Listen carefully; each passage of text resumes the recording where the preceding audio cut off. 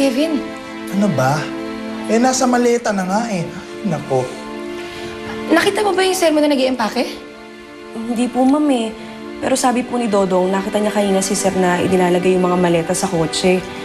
Nagulat nga daw po si Dodong kasi hindi daw po siya hinayaang magmaneho ni Sir. Mukha pa nga raw po nagmamadali.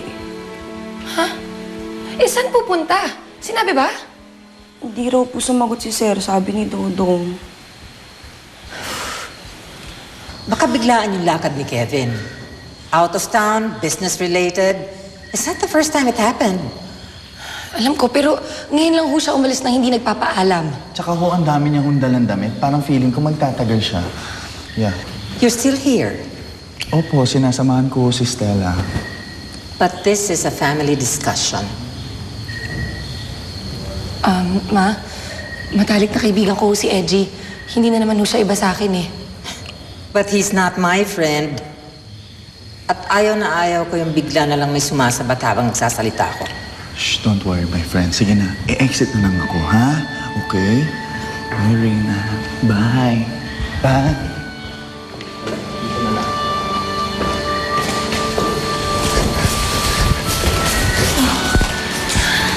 Mami, is it true?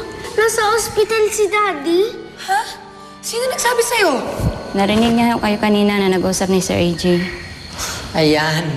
Ang daldal kasi ng kaibigan mo. Mamu, will Daddy be okay? Yes, Iho, don't worry. Daddy will be just fine. Mommy, I want to see Daddy. Anak, bukas na bukas, pupuntahan natin ang daddy mo. Ha?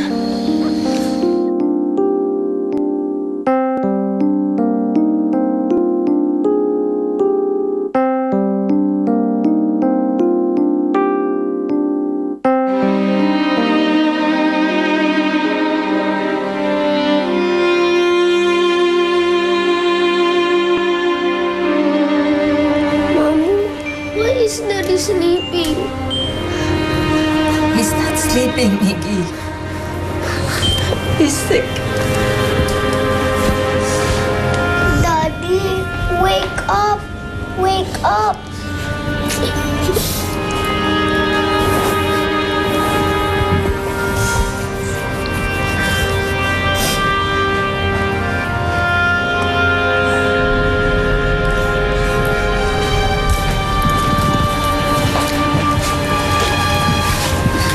Lasing kayo. Dok, kamusta na po yung asawa ko? Ano na po maglagay niya? Mas mabuti ho siguro doon na lang tayo sa office ko mag-usap. Sana po walang mga bata. Bantayan mo muna ang mga bata. Mag-usap na muna tayo, Doc. Shouldn't she join us? Sasabihin ko na lang sa kanya kung anong pinag-usapan natin.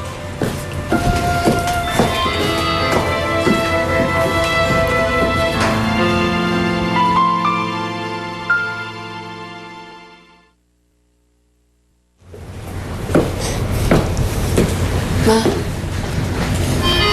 Yaya, dali niyo muna yung mga bata sa cafeteria. Bilan niyo ng pagkain. Ma, ano na pag-usapan ninyo? Ma, Kumataw si Kevin. Naapektuhan ng utak niya. Hindi alam kung kailan siya magkakabalay. Diyos ko. Ma, touch me.